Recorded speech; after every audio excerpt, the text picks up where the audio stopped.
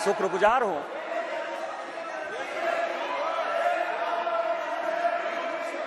कि इस ऐतिहासिक बिल पर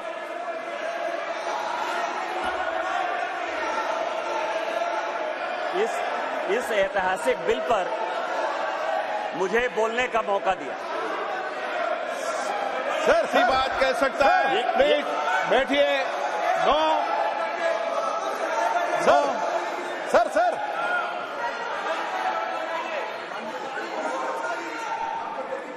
माननीय अध्यक्ष जी, मैं अधीर रंजन जी को इतना पूछना चाहता हूं, क्या महिलाओं की चिंता सिर्फ महिलाएं ही करेगी, पुरुष नहीं कर सकते हैं? किस प्रकार के समाज की आप रचना चाहते हैं भाई? महिलाओं की चिंता, महिलाओं का हित, महिलाओं से आगे बढ़कर भाइयों ने सोचना चाहिए। यही इस देश की परंपरा है। महिलाओं के बारे में सोचने का अधिकार सभी को है। तो हमारे साथी सांसद निशिकांत जी खड़े हुए हैं, इसमें उनको क्या आपत्ति है? उनको खड़ा होने नहीं मिला पहले, इसलिए थोड़ा जेलस हो रहे हैं शायद। निशिकांत जी। माननीय अध्यक्ष जी, कांग्रेस या उसके समर्थक दल किस तरह से लोकतंत्र का गला घोटते हैं, वो मैं उदाहरण हूं। मैं गांव में पैदा हुआ, मेरे मां पिताजी आज भी गांव में रहते हैं। आज जब मैं पार्लियामेंट के लिए चल रहा था तो मेरी मां आज एम्स देवघर में भर्ती है सर। उसने मुझे फोन किया कि बेटा यदि पार्टी तुमको मौका देती है तो आज इस बिल के बारे में जरूर बोलो। और इसीलिए कहा उसने कि जो महिला है सर, आज यदि सारे पुरुष यहां मौजूद हैं तो उसका कारण महिला है। यदि महिला नहीं होती तो पुरुष का कोई एग्जिस्टेंस नहीं होता। और आज चूंकि कांग्रेस की गलतफहमी है, गलती है सर, और ये जितने अपोजिशन के लोग हैं वो इतने वर्षों तक इस बिल को लेकर नहीं आए।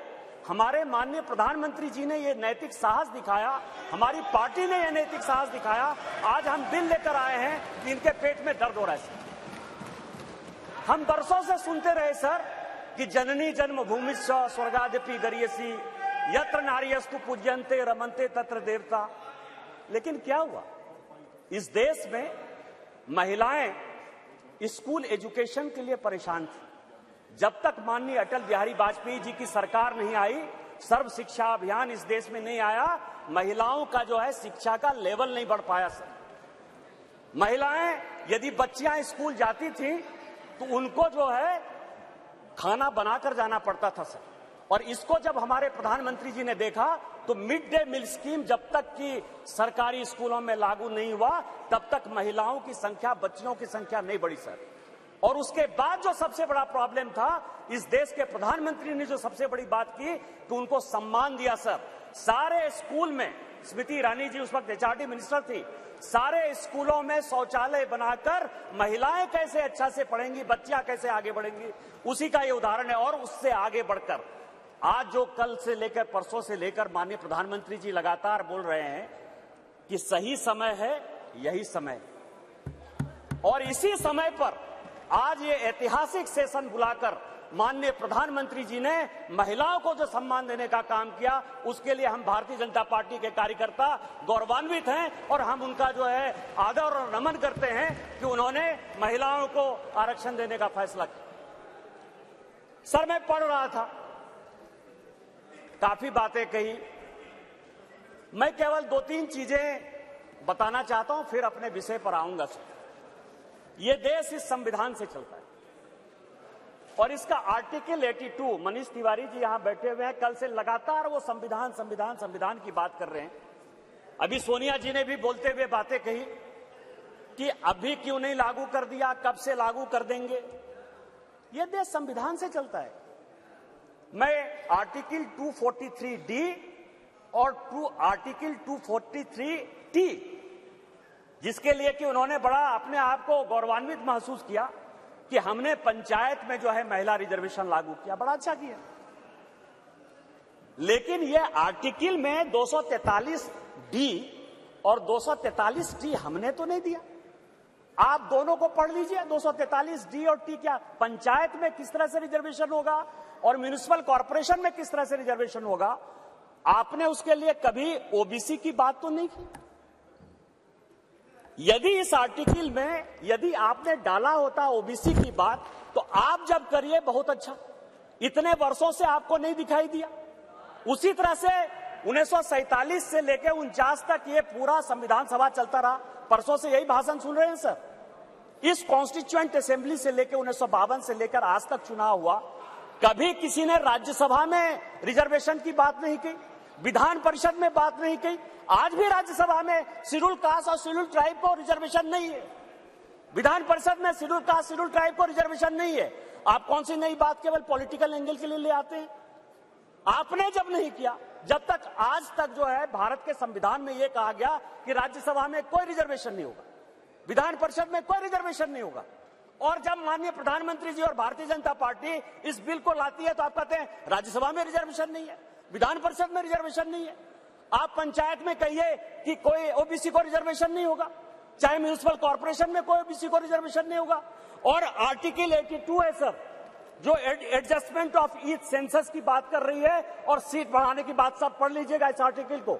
इसमें कहा गया है कि 2026 तक सभी चीजों को हमने फ्रीज कर दिया है। आप अनकॉन्स्टिट्यूशनल काम करना चाहते हैं, आप उसके ऊपर जो है कहते हैं कि 2024 से लागू कर दीजिए, तुरंत सुप्रीम कोर्ट में जाएगा और सुप्रीम कोर्ट में तुरंत वो स्टक डाउन हो जाएगा। क्या आप चाहते हैं कि महिलाओं को रिजर्वेशन नहीं दें? और जिस तरह से आप केवल राजनीति के माध्यम से इस महिला रिजर्वेशन को लॉलीपॉप बनाते रहे, घुमाते रहे, वही भारतीय जनता पार्टी करे। हमारे प्रधानमंत्री जी हैं जो कहते हैं कि जिसकी मैं शुरुआत करता हूं उसका अंत भी करता हूं। यदि ये महिला रिजर्वेशन यहां आया है तो महिलाओं को अधिकार मिलेगा, मिलकर रहेगा, दुनिया की कोई ताकत इसको नहीं रोक सकती है। लेकिन इनके यहां क्या दिक्कत है सर?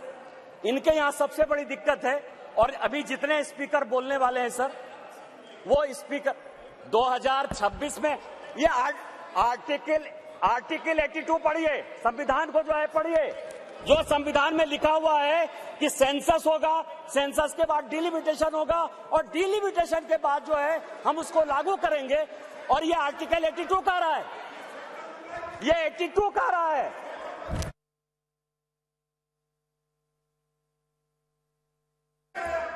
सर पूरे देश दुनिया में कोरोना के कारण लोग मरे, माननीय प्रधानमंत्री जी के कारण आज 140 करोड़ लोग बच गए।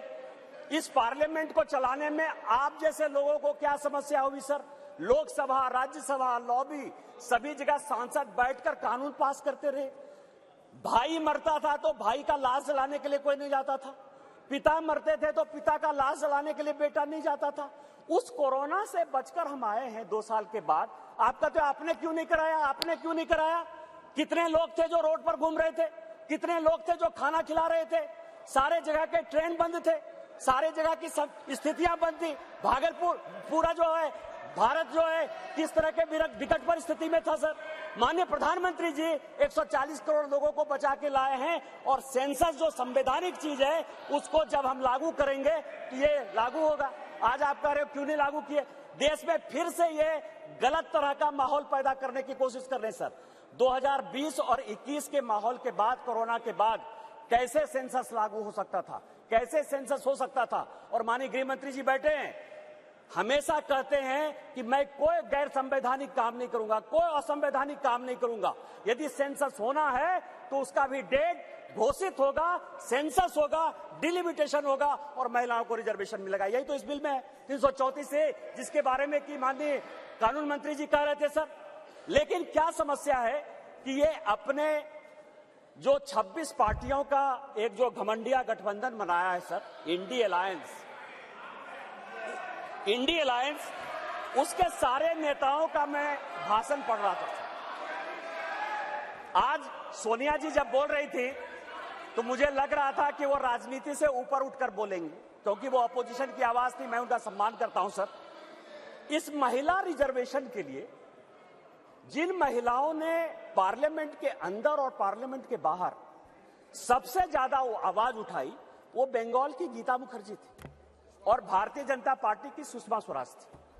ये दोनों यदि नहीं रहती तो आज ये दिन भी देखने को नहीं मिलता। 33% यदि रिजर्वेशन लोकसभा और विधानसभा में यदि लागू होने वाला है और माननीय प्रधानमंत्री जी लेकर आए हैं इन दो महिलाओं का, लेकिन सोनिया जी ने अपने पूरे भाषण में न गीता मुखर्जी का जिक्र किया न सुषमा स्वराज का जिक्र किया।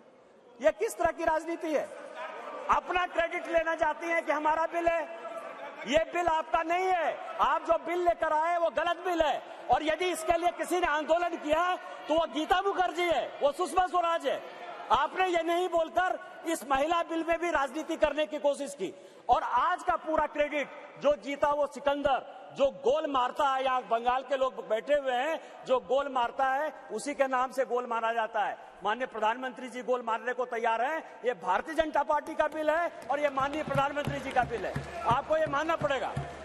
दूसरा सवाल है कि इनके जो अपोजिशन के लोग हैं सर, जो 26 पार्टियों का इंडी गठबंधन बना है, इसमें आप समझिए इनकी भावना कैसे है, महिलाओं के बारे में ये कैसा सोचते हैं। ये सोचते हैं, अब नहीं रहे, इसी सदन के सदस्य थे, राज्यसभा के भी सदस्य थे, इनके पार्टी के बड़े नेता थे अपोजिशन के, वो कहते हैं कि परकटी महिलाएं आ जाएंगी। क्या महिलाओं के लिए इस तरह की बातें होनी चाहिए? दूसरी बात जो है, ये दूसरे नेता जो है 2011 में मैं अध्यक्ष जी आपको दो कहानी बताना चाहता हूं, और ये वर्षों से मेरे मन में था। इस पार्लियामेंट में 2 बार संजोग से मैं 2009 में सांसद बनकर आया, अनुराग ठाकुर जी से लेकर राजनाथ जी सबों के साथ काम करने का मौका मिला सर। 2011 और 2013 में 2 भयंकर घटना हुई इसी वेल में। 2011 में जब 2010 में ये बिल पास हो गया राज्यसभा में, और जब यहां 2011 में जिसको कि ये लागू नहीं करना चाहते थे बिल लेकर आए, और जब बिल इधर से इंट्रोड्यूस हो रहा था तो इन्हीं के सहयोगी दल के सांसदों को इसी कांग्रेस ने इसी वेल में पीटा सर।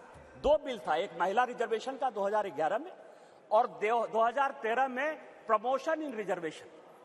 और प्रमोशन इन रिजर्वेशन में मैं जब बात करूंगा तो ये पूरे के पूरे बेंच खड़े हो जाएंगे सर। यही वी नारायण स्वामी बिल को पेश कर रहे थे, समाजवादी पार्टी के यशवीर सिंह, शेड्यूल कास्ट थे सर, ये कहते अधिकार की बात, शेड्यूल कास्ट शेड्यूल ट्राइब की बात करते हैं सर।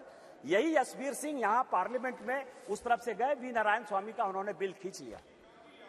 इस पार्लियामेंट में, इसी लोकसभा में सर, सबसे पहले बिल में यदि उसका कॉलर पकड़ने के लिए कोई आया तो यही मैडम श्रीमती सोनिया गांधी जी थे, और नीरज शेखर वहां खड़े थे, मुलायम सिंह यादव बाहर थे, और मैं वहां से कूद कर टेबल पर आया और मैंने कहा कि आप यहां की तानाशाह नहीं है, आप यहां की रानी नहीं है, इस बेल में आप मारपीट नहीं कर सकते हैं। और इनके जो इतने लेफ्टिनेंट थे, बिलास मुतेबार से लेकर सबों ने उनको पीटा।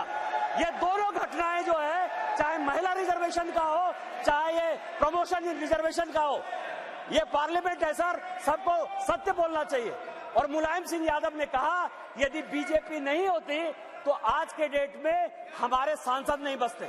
आपने तो सांसदों की हत्या करने की कोशिश की, और उसी दल के साथ, उसी 26 दल के साथ ये आए हैं जिनका की मानसिकता ही नहीं है कि महिला को रिजर्वेशन मिले। चाहे वो राष्ट्रीय जनता दल है, चाहे वो समाजवादी पार्टी है, चाहे इनके सारे मुस्लिम एमपी है, चाहे कोई भी पॉलिटिकल पार्टी जो इनको सपोर्ट कर रही है सर, और उन्हीं के दबाव में ये कानून के विरोध में जाकर, इस संविधान के विरोध में जाकर, और उसके सारे उदाहरण है कि 96 से लेके आज तक क्यों नहीं लागू हुआ, उसी के कारण ये कभी ओबीसी रिजर्वेशन की बात करते हैं, कोटा विद इन कोटा की बात करते हैं, राज्यसभा में जो है उसको अधिकार देने की बात करते हैं, विधान परिषद में क्यों नहीं रिजर्वेशन दिया उसकी बात करते हैं, फिर वो बात करते हैं कि 2024 से क्यों नहीं लागू होगा। इनको सब कुछ पता है, ये देश संविधान से चलता है। हम एक गरीब परिवार के बेटे होकर इस पार्लियामेंट में आए हैं सर। जैसे मैंने बात कही कि मेरे माँ पिताजी आज भी गांव में रहते हैं। यदि बाबा साहब अंबेडकर का यह संविधान नहीं होता, भारतीय जनता पार्टी नहीं होती, उस दिन भी मैंने कहा कि आपने गांव नहीं देखा है, गरीबी नहीं देखा है, महिलाओं की स्थितियां नहीं देखी। आपने जो जो कानून पास किए वो महिलाओं के खिलाफ है। यदि 498 आपने पास किया जिसका आप क्रेडिट लेना चाहते हैं, तो उसमें से है पुरुष से ज्यादा महिलाएं ही जेल में बंद हैं। डॉरी के केस में जिस तरह से आपने बनाया, आज यदि आपने कई एक कानून ऐसे पास किए हैं जिसमें लोग महिलाओं को नौकरी देने के लिए तैयार नहीं होते हैं। आपने महिलाओं को रोकने का प्रयास किया, महिलाओं को बढ़ाने का प्रयास नहीं किया। और हम जो बिल लेकर आए हैं, जो माननीय प्रधानमंत्री जी के नेतृत्व में ये इतिहास रचने जा रहा है, और ये जो ऐतिहासिक पल है, और स्पीकर साहब आपके जीवन का जो ऐतिहासिक पल है कि उस कुर्सी पर आप विराजमान हैं, जिस पल में ये इतिहास बन रहा है वो केवल और केवल माननीय मोदी जी की देन है, भारतीय जनता पार्टी की देन है। हम संविधान सम्मत काम करते हैं और मेरा सबों से आग्रह होगा कि दल पार्टी से ऊपर उठकर जो ये संविधान आर्टिकल 82, 243D और 243T जिन आधार पर यह संविधान चलता है उसके आधार पर